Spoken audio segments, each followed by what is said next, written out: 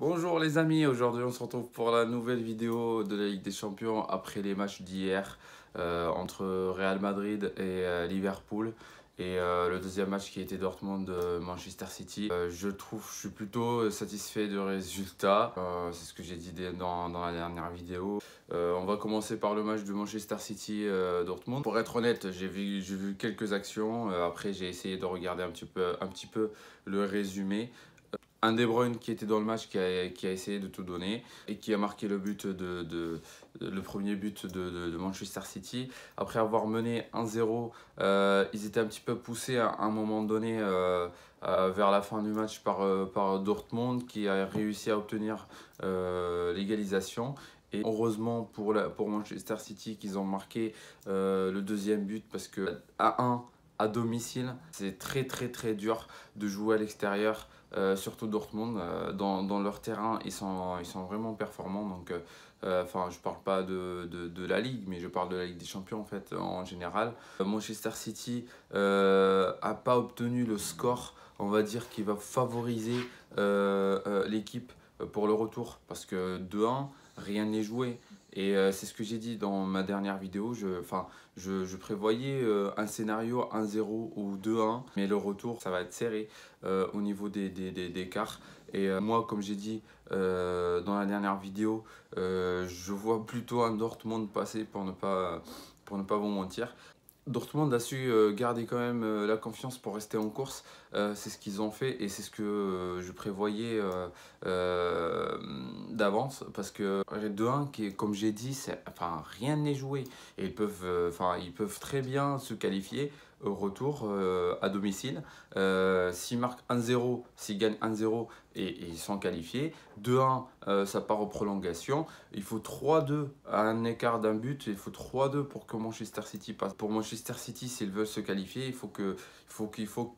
se focus sur soit un match nul, soit une victoire à l'extérieur. S'ils perdent le match, à la fin, ils vont se retrouver avec les buts à domicile et l'extérieur. Et s'ils n'arrivent pas à marquer 2 buts, s'ils perdent un écart d'un but, ça va être vraiment compliqué pour la qualification.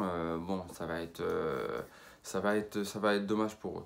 Donc Dortmund qui retrouve la confiance, qu'ils ont plutôt bien joué contre un Manchester City, voilà, avec tous les noms qu'il y a, l'équipe, comme j'ai dit la dernière fois, je sais pas. Est-ce que c'est un manque d'expérience pour Manchester City en Ligue des Champions de ne pas, de ne pas tuer des matchs comme ça à domicile, en plus qu'ils avaient des occasions.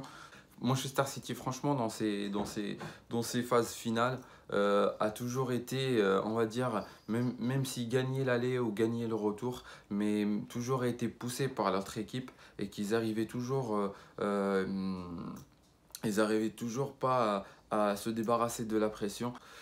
En ce qui concerne le match de Real Madrid, plutôt satisfait. Franchement, je suis content du match, de la performance. Franchement, on a vu un match idéal du côté de Real Madrid. J'étais impressionné par le jeu.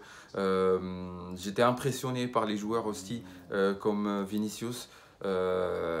Qui sort du lot ce soir-là pour marquer 2 buts alors qu'on n'attendait pas du tout toute l'année et il n'a pas réussi à marquer pendant je sais pas combien de temps et il sort dans un match contre Liverpool en quart de finale. Le mec il sort un contrôle orienté de poitrine et qui va directement vers le but et qui la plante. Après une passe, mais une passe magique de Toni Kroos. Je peux pas dire, je trouve pas les mots pour la passe. Franchement, dernièrement au Real, le milieu, comme j'ai dit dans la dernière vidéo, pour moi c'est le meilleur milieu du monde. Avec Modric, Kroos, Casemiro. Les gars, franchement, il faut qu'on se régale avec ce milieu-là parce que après la sortie de ce trio-là, ça va être compliqué de trouver les relèves. Vous allez me dire, il y a Valverde, c'est vrai. Valverde, il est là et il donne toujours des performances pas mal. Mais au niveau qualité technique, les passes de Toni Kroos, les passes de Modric dans le dos de la défense, c'est impressionnant. Ces deux joueurs, Euh, je vous jure, mais il faut qu'ils donnent des leçons de passe aux autres parce que ils ont des visions de jeu. J'arrive pas toujours à suivre dans les matchs pour leur passe. Tony Kroos, quand on revient sur le but, il donne la passe, mais le mec, il était à la place de défenseur central. Et de là, il sort Vinicius face à face avec le gardien.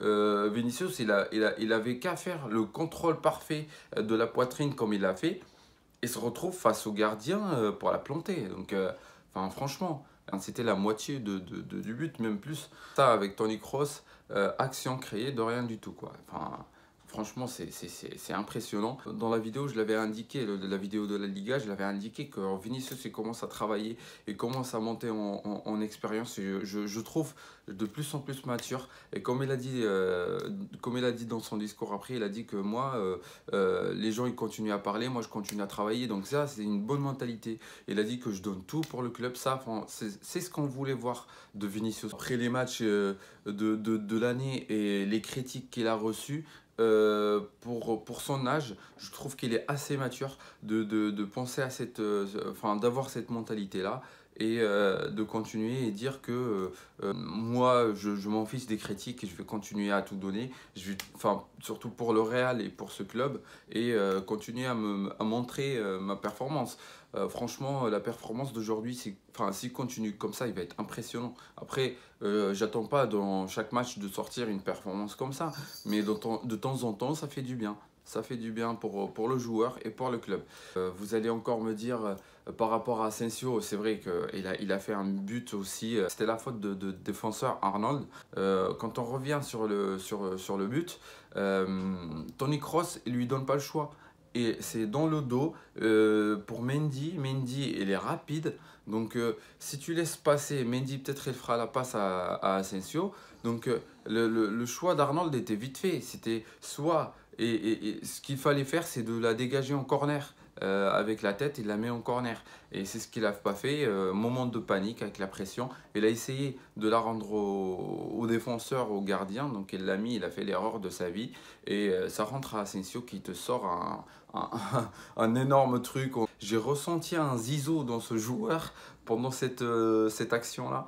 Après, attention, tout le monde va critiquer Asensio, je le sais. Si par exemple le Real va être serré au score où ils vont pas réussir finalement à passer, tout le monde va critiquer Asensio pour le rater où il était avec Vinicius, il lui a pas donné le ballon. Si, il a essayé de lui donner le ballon, mais il attendait pas que le défenseur allait traîner un peu parce qu'en fait le défenseur il est arrivé d'une vitesse impressionnante et lui il a cru que le défenseur il va continuer sur lui. C'est pour ça il a donné la passe derrière, mais quand vous regardez l'action, c'était un coup de chance du défenseur parce que ça touchait le pied au dernier moment. Donc enfin, il a eu la chance, contrairement à Asensio, qu'il n'a pas il a pas eu la chance dans cette action-là.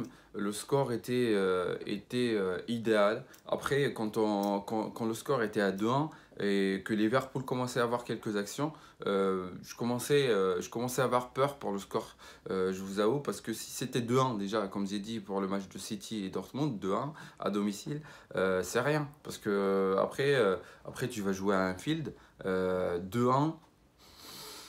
C'est chaud parce que eux, à domicile, ils vont essayer de bien pousser, ils vont être en confiance parce que c'est chez eux et qu'ils vont avoir des actions. Donc, s'ils gagnent 1-0, tu es disqualifié. 2-1, tu pars en prolongation. Il faut absolument chercher le match nul ou la victoire. Donc, c'est pour ça, maintenant, après le troisième but de Vinicius, ça nous a soulagé. Comment dire, le but encaissé, c'est vrai que et il pouvait l'éviter. C'était comme le troisième but, enfin le deuxième but de Real Madrid, la faute de Arnold, où là c'est pareil, c'est Modric qui bloque la balle, c'est Lucas Vazquez qui était mal placé et qu'il se retrouve avec Salah dans le jeu, qui n'était pas hors jeu, qui la met.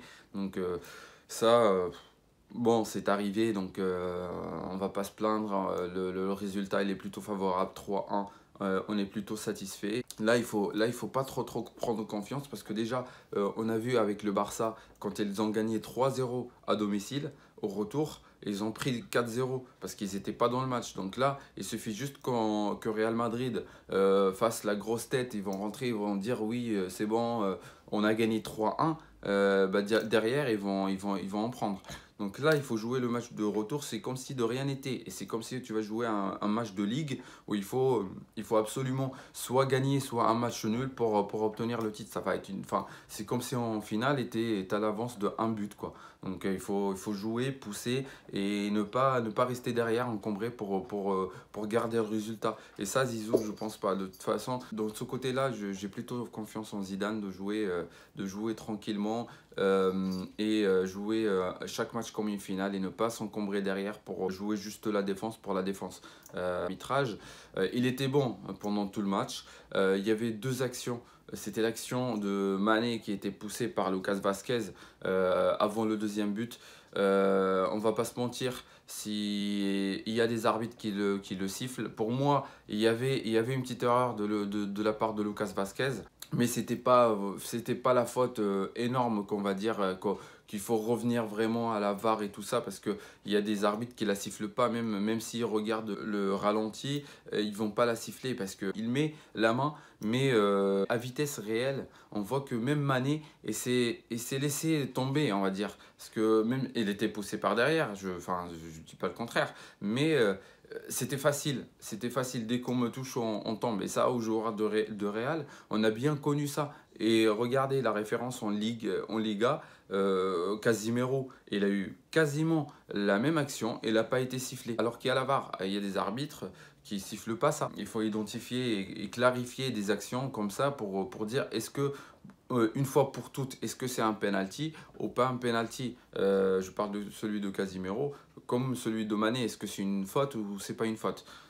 Comme ça, c'est clair et net pour la suite. Après, de côté Real Madrid, au tout début du match, la deuxième action, où il y avait un tacle sur Luka Modric sur la ligne de la surface. Et ça n'a pas été sifflé pour moi. Une faute sur la ligne, c'est pas rien. Donc peut-être ça pouvait créer une occasion de but avec Asensio qui sait tirer les coups francs, avec Benzema qui sait tirer les coups francs, avec même Luka Modric, même Toni Kroos. Ils ont tous marqué des buts comme ça en coup franc. Donc voilà, pour moi, ça pouvait être une action qui est dangereuse en soi.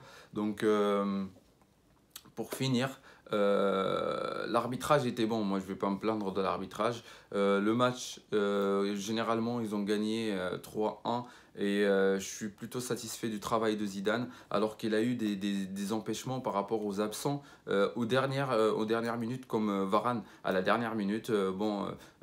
10 heures avant, on dit que Varane était testé positif au coronavirus. Là, c'est d'autres coachs auraient paniqué, mais lui, il a mis confiance en Militao qui a fait déjà jouer le match de Eibar. Je ne sais pas s'il avait senti que Varane ne va pas jouer, mais il l'a fait déjà jouer au match d'Eibar, il lui a donné confiance et ce match-là, il a fait un match quasiment idéal pour moi et il a su jouer avec Nacho et jouer contre une équipe qui est rapide en attaque et qu'il était tout le temps bien placé. Donc franchement satisfait du travail de Zidane. On dirait que Zidane il a travaillé avec ce groupe, ça fait un moment et que c'était ses 11 titulaires. Alors que c'est pas le cas, et c'est toujours des blessures et toujours il s'adapte et toujours à chaque match il s'adapte. Moi j'attendais vraiment une défense à trois piliers et trois défenseurs centraux, mais finalement il a joué à 4-3-3 comme d'habitude avant et il a su gérer et les joueurs ils étaient vraiment dans le match et ils ont tout donné et ils ont gagné le match, ils ont fait le nécessaire. Donc voilà pour ça, pour aujourd'hui. Je sortirai une vidéo de débrief après les deux matchs de ce soir, de PSG Bayern et de Chelsea Porto. Honnêtement, je vais regarder PSG Bayern, mais comme j'ai fait hier pour Manchester City, je vais essayer de regarder à droite à gauche pour le match des actions. Donc voilà. N'hésitez pas à s'abonner à la chaîne si vous êtes déjà abonné. Merci et n'hésitez pas à mettre des commentaires avec vos questions, vos propositions, vos idées pour partager les idées de match. N'hésitez pas à partager avec les amis aussi si ça vous plaît. Comme ça permettra de regrouper plus de monde pour parler des matchs, pour faire les débriefs pour la suite. Et merci encore une fois d'avoir regardé la vidéo. On se dit à ce soir ou à demain matin. Allez, ciao!